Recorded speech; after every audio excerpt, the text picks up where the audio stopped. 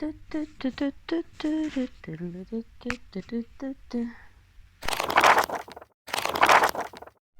Booktube, it's Marianne at We Last Read a Book, and today I have a very exciting, at least for me, Kindle haul. And so the other day I was sitting, like I am now, all cozied up in my mermaid blanket, which is obviously personalised because I am a child.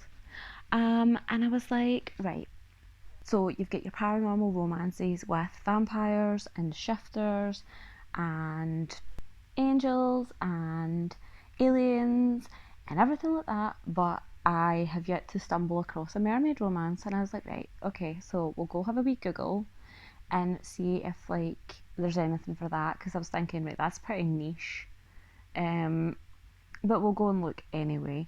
And it turns out there is an abundance of mermaid romances on the market, so scooted right over to Kindle Unlimited and went to see what I could find. So I had success. There were hundreds of mermaid romances. We had reverse harems, we had like BDSM mermaid stories, like there is a niche within a niche within a niche. So I picked 10 of them to download onto my Kindle, and this is what I found. So the first book I downloaded was Sirens Call by Jessica Cage.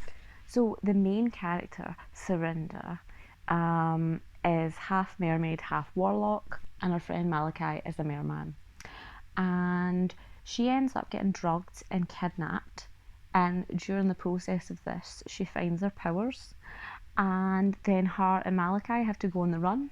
So I'm kind of really looking forward to reading that. So the next one isn't technically a mermaid, but it's still a sea creature slash human vibe, so we're going with it. And it's the Silky Bride by Melanie Jackson. If you don't know what a selkie is a mythological creature from the coast of Scotland and kind of Norway as well. And it's basically a seal, but then when it comes onto land, it takes on human form. It sheds its sealskin coat. Selkies can have relations and relationships with humans, but eventually they have to return back to the sea. But if someone sort of takes their sealskin coat, which is left on the shore, and takes it away, they are trapped and can't get back to the sea where they're supposed to be. I'm sure I read a Selkie tale once somewhere where the Selkie actually ended up dragging the woman or the man that they were in love with into the ocean with them. So that's grim. But anyway, so this woman, Megan, is a widow. She inherits this cottage on the Scottish coast, and then she ends up coming across danger somehow. She stumbles across not only danger, but a beautiful Selkie man. I'm sure in the blurb of the book he was referred to as a virile Selkie. So that gives me a rough idea of how this story is going to play out. The next book that I downloaded was Rising by Holly Kelly. So we have the main character Sarah, who's in a wheelchair. She has, let me see if I can remember how to pronounce this, Sirenomelia, which is basically mermaid syndrome, where when the baby's born, the legs are fully or partially fused together. So she's in a wheelchair. But it turns out that she's actually half mermaid and half human. So this merman, Xanthus, has to find her and kill her to save the world. I have no other context. Apparently she has to get the chop or else the world's gonna end. He starts to fall in love with her, can't bring himself to kill her, and they fall in love, which puts him and the world at risk. So the next book is The Mermaids Escape by Kelly McCallan. And we have Princess Coral, who is heir to the throne, but she wants to forge her own path, so she kind of like just escapes, and then has 5 days of living on land as a human.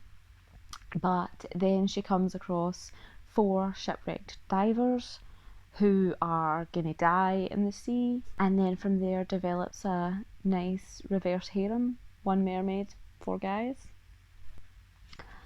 The next book we have is Pretty Finn by Smoky Moment.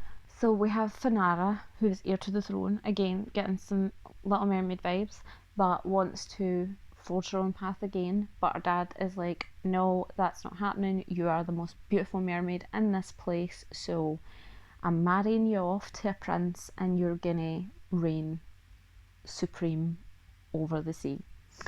And she's like, no, sorry dad, not vibing with that, and she flees.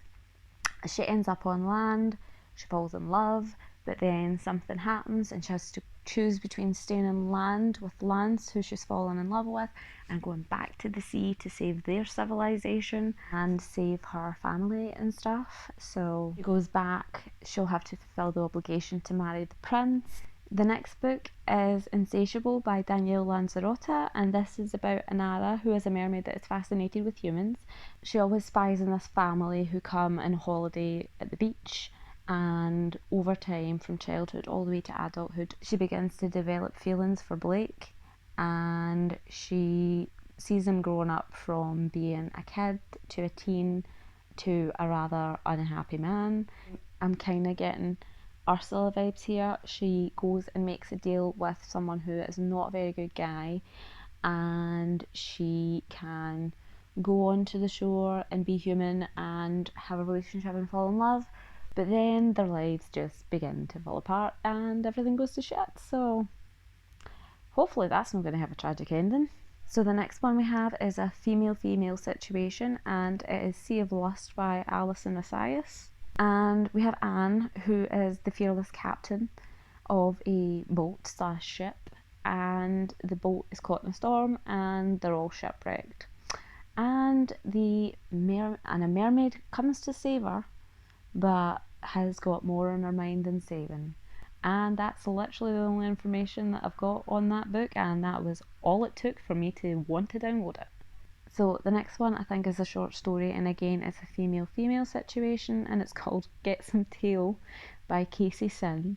We have Miranda and Kylie meeting on a beach, and things get a bit hot and heavy, and then one of them finds out that the other one's a mermaid, and in this universe, the mermaids can turn humans into mermaids. So she offers to turn her, and again, that's all I know, and that was all I needed. The last book I hold on Kindle Unlimited was Sacrifice to the Sea by Carrie Silverwood. So we have a Wolfgang who is a human, and his girlfriend is dragged into the sea and killed. And he is staking out the beach trying to figure out what could have possibly dragged his girlfriend onto the beach, and it turns out that it's a mermaid. So he's like, right, I'm going to kidnap this bitch and I'm going to kill her for what she's done. But then he catches her and is totally fascinated by her, and then keeps her in a swimming pool. I mean, is it a chlorinated swimming pool? Is it a freshwater swimming pool? Is it a seawater swimming pool? Like, it's hard enough to keep tropical fish taking into consideration their environment. So I don't know how logistically you would be able to easily go, yeah, this is suitable for a mermaid to survive in.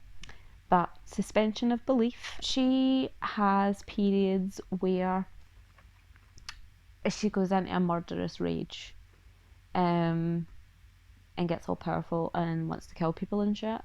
And he's apparently not averse to killing people either, by the sounds of things. And also, whenever he holds her in his arms, she takes human form. One thing that has been playing in my mind while I was looking at these books and while I was downloading them was, when you've got like a werewolf and a vampire or an alien or any other kind of creature that are sort of anthropomorphic, is that the word I'm looking for? Is it anthropomorphic? I think that might be the word. Basically they have all of the parts of a human when they're in human form, okay? So stay with me. It got me thinking, obviously in some of these stories, like I stated, the ladies the mermaids take on human form. But obviously there's some of these stories where it sounds like the mermaids stay in fishy form, and I'm like, what's the logistics here? Like, is it like The Shape of Water, which by the way is one of my favourite films of all time, whereas genitalia was in a wee kind of like thing and then it opened and then it was there? Or is it like when fish mate, they just lay eggs on a rock and then the male fish fertilise them? So there's no genitalia involved. So yeah, try to figure out the logistics of that in my head, trying to think of the possibilities, because realistically, like, it's fine for male mermaids. Like, you can imagine that there would be a way for the penis, but for a female mermaid, like, you're pretty much stuck like that, and you can't really do anything if you're like that. Well, you don't have legs, you have a tail. Unless in the relationship and the human gets to be a pillow princess or a pillow prince. I don't know. I've spiraled. So I'm gonna scoot, and I'll catch up with you guys at some point. If you have any recommendations for other mermaid romances, I am all ears and I'm willing to try anything. So most importantly, stay safe, happy reading, and I'll speak to you later. Bye!